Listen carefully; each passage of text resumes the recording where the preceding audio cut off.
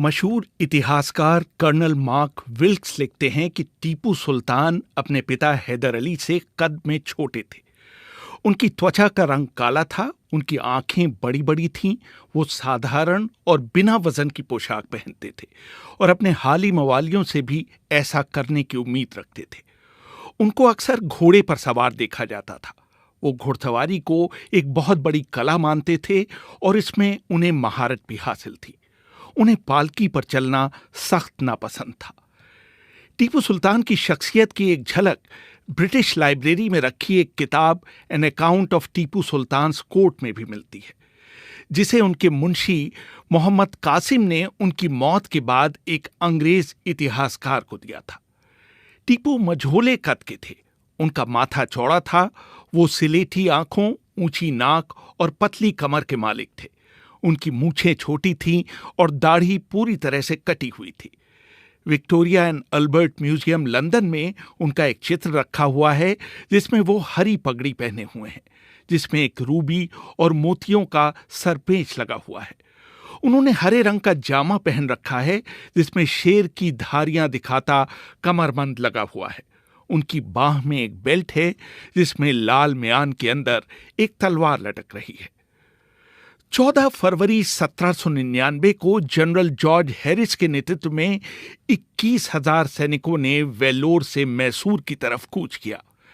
20 मार्च को अंबर के पास colonel Wellesley के नेतृत्व में 16,000 और सैनिकों का दल इस सेना में आ मिला था। इसमें कन्नौर के पास जनरल स्टुअर्ट की कमान में 6,420 सैनिकों का जत्था भी शामिल हो गया था। इन सब ने मिलाकर टीपू सुल्तान के सेरिंगापटम पर चढ़ाई कर दी थी। मशहूर इतिहासकार जेम्स मिल अपनी किताब the history of British India में लिखते हैं, ये वही टीपू सुल्तान थे जिनके आधे साम्राज्य पर 6 साल पहले अंग्रेजों ने कब्जा कर लिया था। उनके पास जो जमीन बची थी उससे उन्हें सालाना 1 करोड़ रुपए से थोड़ा अधिक राजस्व मिलता था, जबकि उस समय भारत में अंग्रेजों का कुल राजस्व 90 लाख पाउंड स्टर्लिंग यानी 9 करोड़ रुपए था।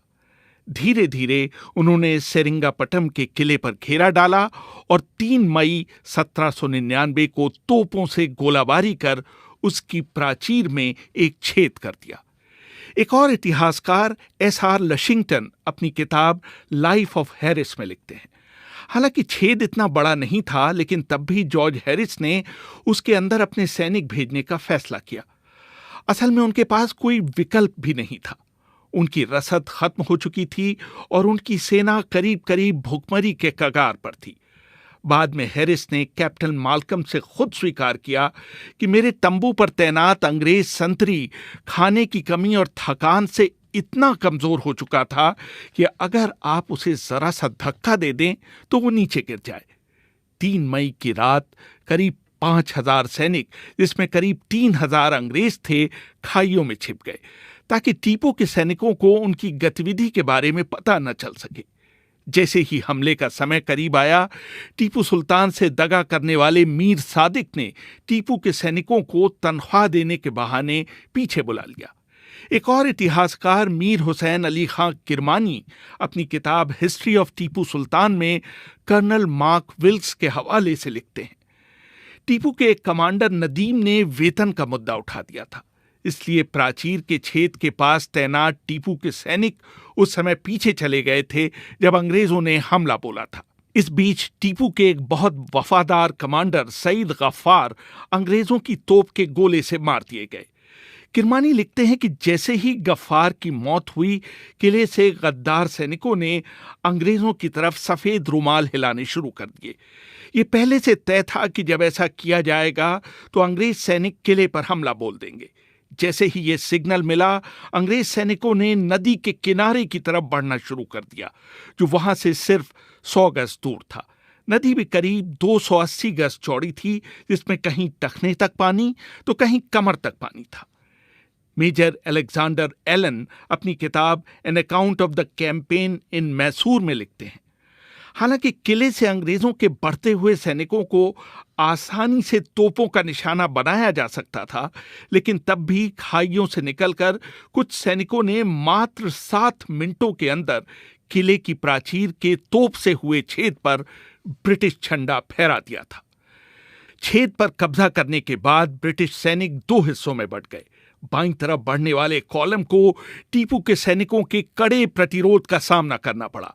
टीपू के सैनिकों के साथ आमने सामने की लड़ाई में कॉलम के लीडर कर्नल डनलप की कलाई पर तलवार के वार से बड़ा घाव हो गया। इसके बाद टीपू के सैनिकों ने कॉलम के सैनिकों का आगे बढ़ना रोक दिया।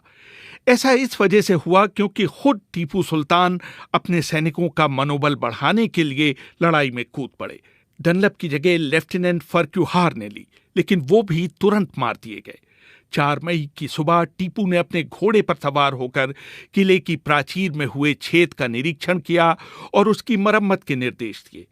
उसके बाद वो राजमहल में स्नान करने चले गए।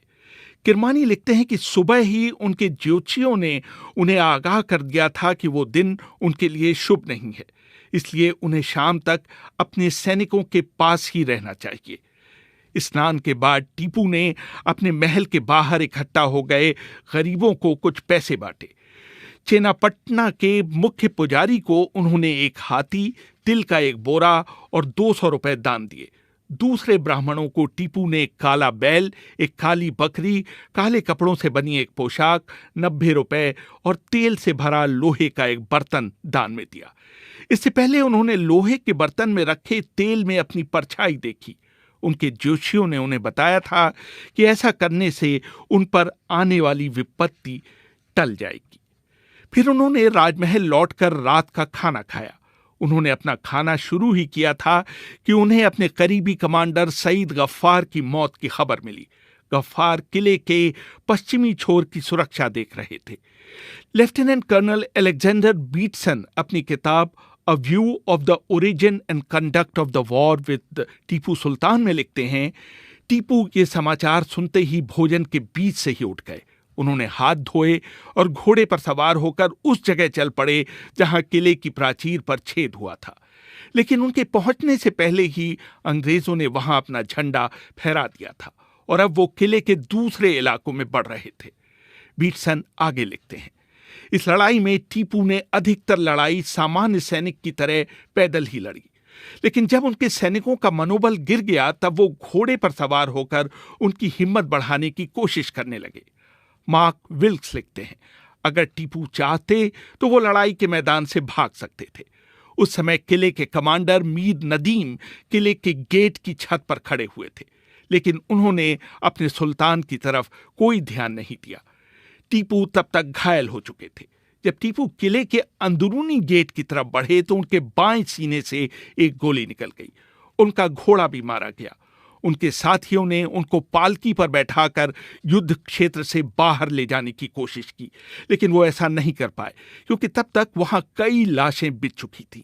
मेजर अलेक्जेंडर एलन लिखते हैं कि उस समय उनके बॉडीगार्ड राजा खान ने उन्हें सलाह दी कि वो अंग्रेजों को अपना परिचय दे दें, लेकिन टीपू ने यह सलाह नामंजूर कर दी। उन्होंने अंग्रेजों के हाथों बंदी बनने के बजाय मौत का रास्ता चुना। टीपू सुल्तान के अंतिम समय का वर्णन करते हुए बीटसन लिखते हैं, तभी कुछ अंग्रेज सैनिक किले के अंदरूनी गेट में घुसे। उनमें से एक ने टीपू की तलवार की बेल्ट छीनने की कोशिश की।